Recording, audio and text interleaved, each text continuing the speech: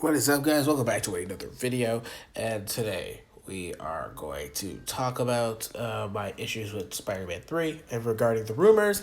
And we're going to go through section by section and talk about it individually. Now, of course, I'm not saying that MCU Spider-Man 3 is going to be complete garbage. That's not what I'm trying to say. Although I did not like Far From Home as much, I'm just kind of indifferent to it. That doesn't mean that MCU Spider-Man 3 could be awful. I mean, again, look at Thor. Thor, in my opinion anyways, he didn't have that many great movies. Thor Ragnarok came in, and it was a breath of fresh air.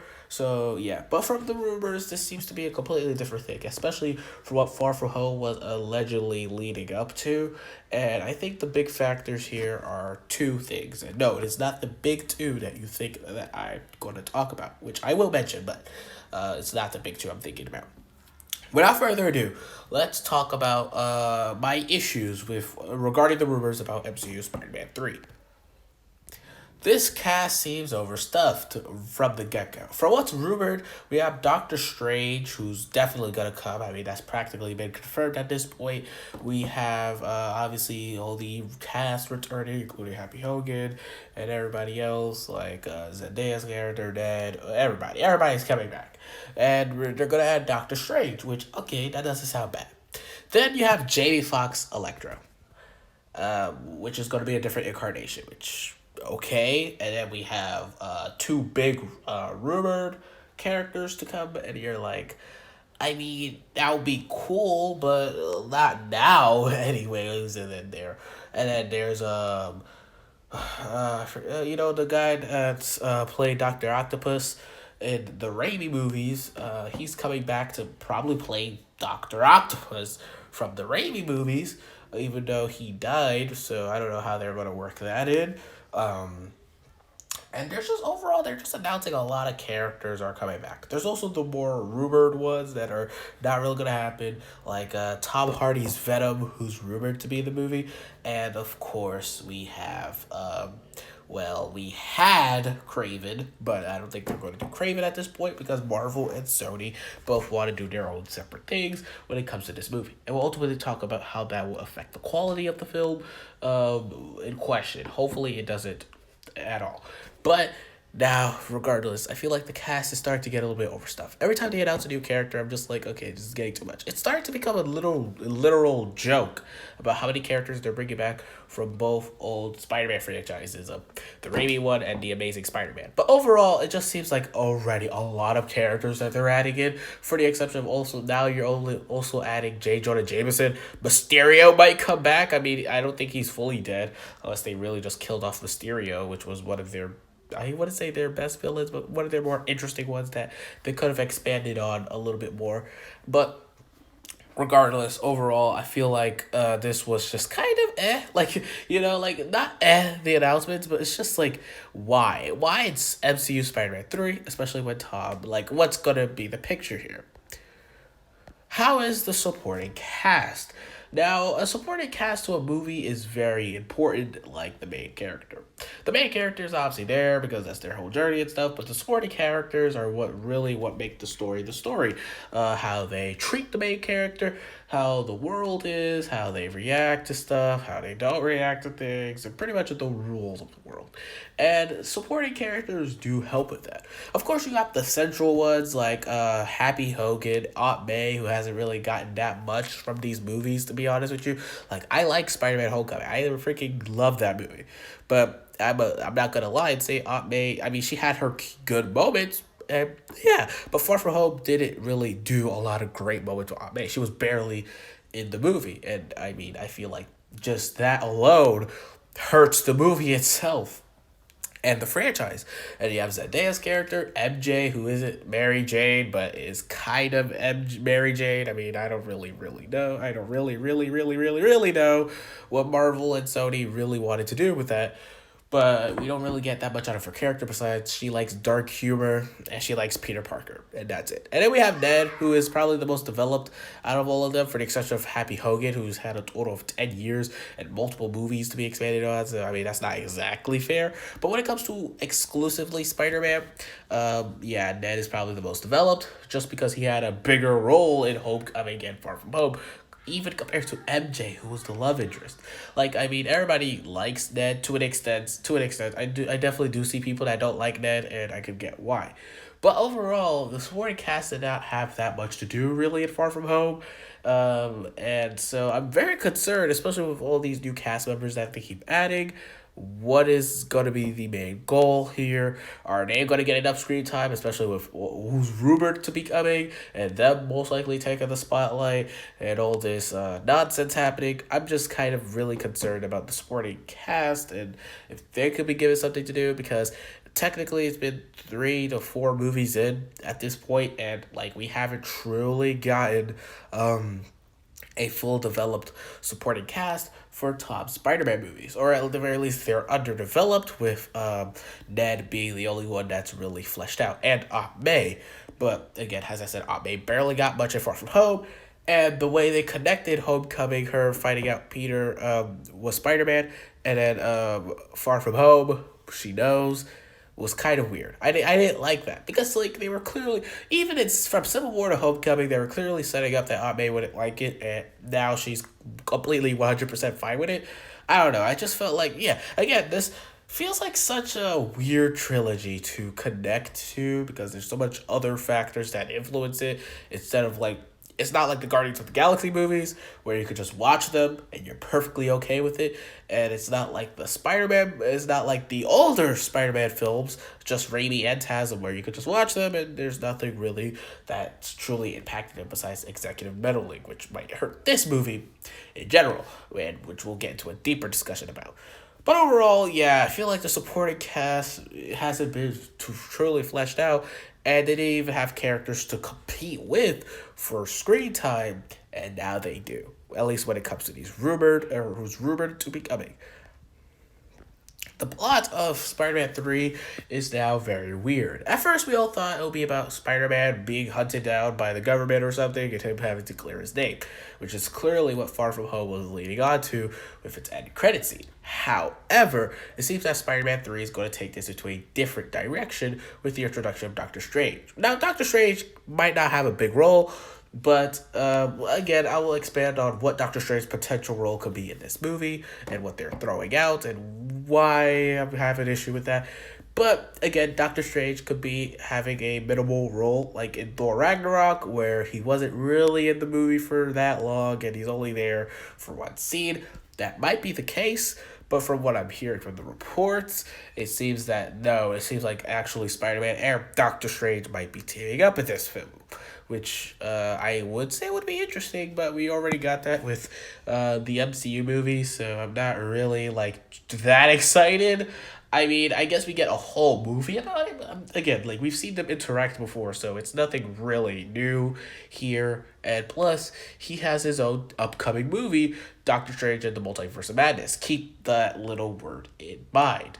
Now, when it also comes to the plot, Electro, which is going to be played by Jamie Foxx, as I said, and he's gonna be in the plot somehow. And if the rumors are true, I have no idea how they're gonna add all those other rumored characters, and who's supposed to be in this movie, and how they're gonna play into overall just Peter being on the run. I don't know what the heck Marvel's doing, but sometimes Marvel has shown that they are capable of doing these unique concepts and making them work for a story. But it doesn't go like that all the time.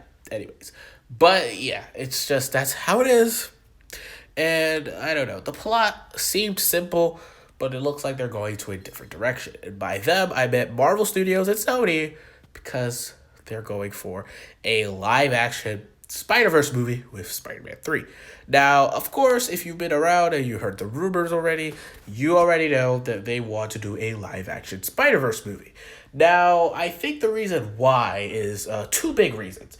One, Spider-Man Into the Spider-Verse. Although it wasn't a big box office hit, and whether you like the movie or not, although a lot of people do love this movie, Spider-Man Into the Spider-Verse gave me something new into the world of the superhero movie genre, in a genre where it's practically just like the comics, and it's starting to copy from itself, starting to have its own formula. Spider-Verse threw out an animated theatrical superhero movie which is something that we weren't really getting, for the exception of Pixar's The Incredibles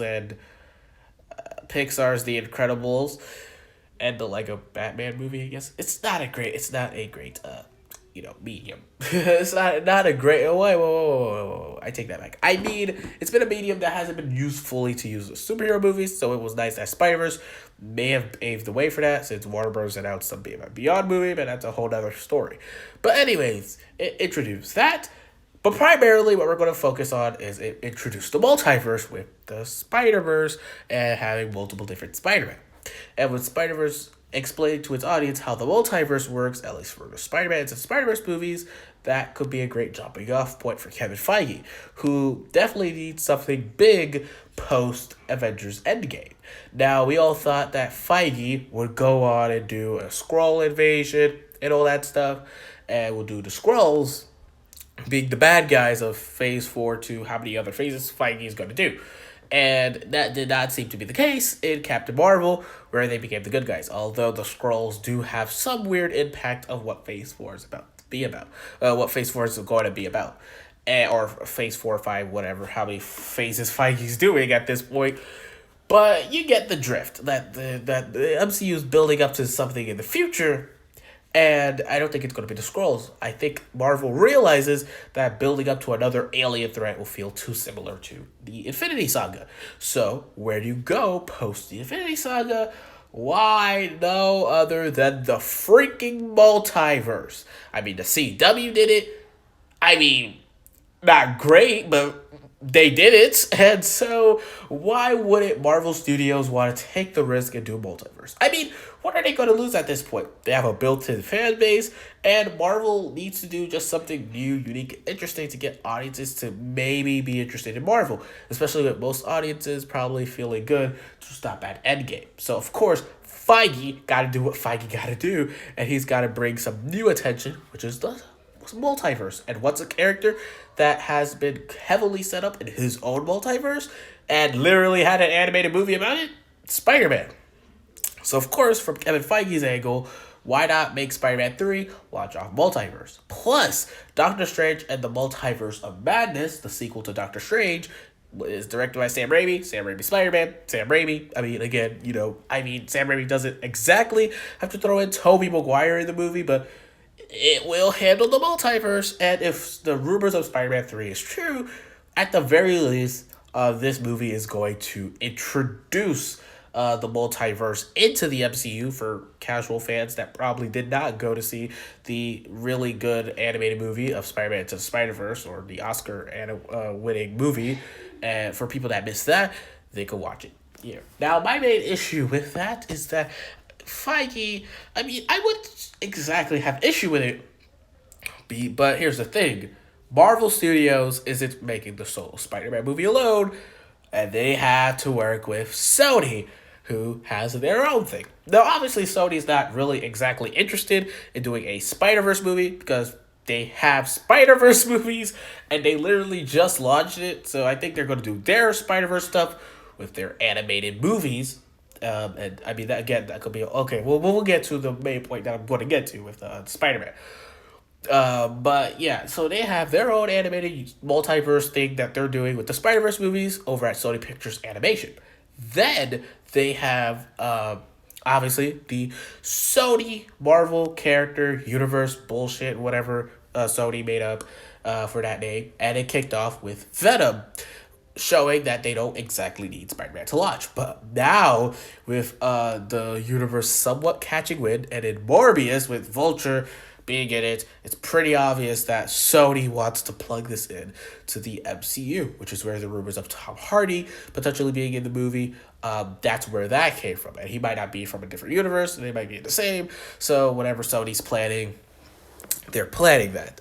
And so Sony has that going on. They want to build up their own cinematic universe, while the MCU wants to take it a step further and dive into the multiverse. Now, I know what you're going to say. What the fuck does that have to do with Marvel Studios Spider-Man 3? And I would ask the same goddamn thing, except that they want to do a live-action Spider-Verse movie. Because not only would Sony just get money because, A, that's a solo Spider-Man movie, not only would Marvel Studios will be able to introduce the multiverse to a general audience who probably doesn't really pay attention to this stuff and will just eat up the Marvel Studios content. I mean, I'm not saying everybody does that, but I mean, there are definitely some people in that crowd that, would just, take what Marvel has and like it. I'm not saying that they're shills or anything, but I mean, that's a thing. That's a thing. People are there. People would support Marvel 100% of the way. And that's not exactly terrible. That's not a terrible thing, unless it's very obsessive. But regardless, yeah. So it seems like Marvel and Sony want to go into different directions. And what other movie could launch that platform besides Spider-Man 3? And the main issue is that Spider-Man 3 is going to be overcomplicated now. Because not only you have to do the whole Peter's on the run thing, not only you have to throw in all these characters, Tobey Maguire's Spider-Man, Andrew Garfield's Spider-Man, and the other supporting characters from the MCU Spider-Man movies, but you also have to throw in Marvel setting up the multiverse, setting up Doctor Strange in the Multiverse of Madness, and maybe WandaVision will already be set up by that point. And then you have Marvel doing that, and you have Sony that's trying to connect it to the Sony universe with Venom, Morbius, and whatever characters that they want to continue to spin off of. And I have no idea what Sony's end game exactly is, or what their main goal, at least with the first couple of movies that they do, what their goal is. But I don't know. Sony just wants to build their universe. And I feel like that's going to hurt Spider-Man's 3 quality a little bit. Because Marvel Studios wants to do their thing, and Sony wants to do theirs. And I think that's really going to hurt Spider-Man 3, because I feel like it's going to be not only just an overstuffed cast, but it's just going to be overstuffed in general. And it would overall be not only an ad for what Marvel is going to do with the multiverse and what they got planned, potentially. And then you also have Sony, and basically it being connected to their universe, being ads for that, setting up whatever mumbo jumbo Sony has coming down the pipeline. So that might hurt MCU Spider-Man 3 in general, and overall my issue with it is that it seems that Marvel Studios wants to do their own thing and Sony wants to do their own thing with the movie. And it wasn't that case, because back in 2017, when they made Spider-Man Homecoming, Marvel Studios and Sony had specifically one goal. Why that sounded so weird? All right, but Marvel Studios and Sony had one goal, which was to put Spider-Man in the MCU, and they succeeded at that. So now what would be the next step? Well, Sony has confidence. Venom was a hit, and it didn't have Spider-Man with it, and now they want to add Tom Holland Spider-Man. And Sony could definitely do that because, well, they make those solo Spider-Man movies. But at the same time, they have to work with Marvel, who wants to take Spider-Man to their own direction or set up Spider-Man for a new direction that Marvel's going. So regardless, both studios want something from this movie, and it might hurt the film because it might make it overbloated, and they might not be exactly focused on the story. Now, there have been other Spider-Man movies that have done this, specifically TASM 2. I know I said specifically wrong, but at this point, who gives a shit? But TASM 2 did the same thing. It was setting up a bunch of stuff from Sony when they were trying to launch their Sony universe off TASM, and it didn't work. They just canceled everything. So for now, TASM 2 is just this movie that is setting up nothing. It sets up nothing. Sony isn't even focused on the Sinister Six anymore. That movie is so useless now because it didn't set up anything. We didn't get a TASM 3. We didn't get any spin-offs of TASM. Sure, we still got the Venom and Morbius movies, but they're not exactly related to TASM unless I could be proven wrong with Spider-Man 3. With Marvel Studios Spider-Man 3, not Spider-Man 3 itself. But yeah, and then we even had a little thing like this where we had the Raimi stuff be a little bit over stuff, but it wasn't to the extent of TASM 2 and now what's reportedly coming out of the Marvel Studios Spider-Man 3. In conclusion, I overall feel like Spider-Man 3, there's a little bit too much going on. I feel like they just had a simple story, Peter on the run, and now they want to throw in the multiverse and the Sony universe and all this blah, blah, blah garbage, and we don't need that, okay? We just need a story about Tom Holland Spider-Man finally becoming the Spider-Man we all know and love. Because I think that's what the whole part of this series is. It's building this little boy at the beginning and is turning him into the Spider-Man that we all know and love.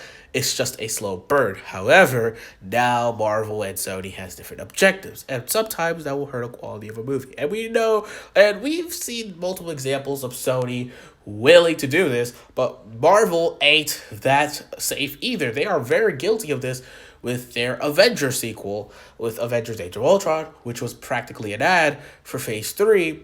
And I mean, I guess it was a successful one since, well, we got up to Endgame and it paid off, but what paid off hurt the quality of Avengers Age of Ultron as a solo movie. So hopefully, this does not happen to Tom Holland's third Spider-Man movie, and hopefully it's good. I mean, I wasn't a big fan of Far From Home, as I said, so I don't know how much I'm going to enjoy from this movie, especially since it obviously has to continue the story of Far From Home, but I am curious, and I am very concerned about how Spider-Man 3 is going, simply because Marvel Studios and Sony wants to take it in a different direction, and ultimately, this jumping off pad might actually hurt the quality of the film. But what are your guys' thoughts on Marvel Studios Spider-Man 3?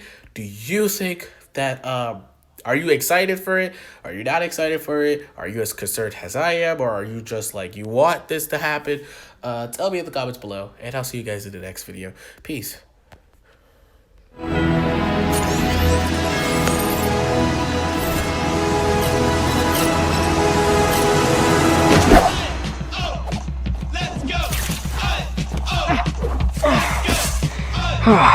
Finally. Hey, could you hold this for a second? Thanks. Hey, buddy.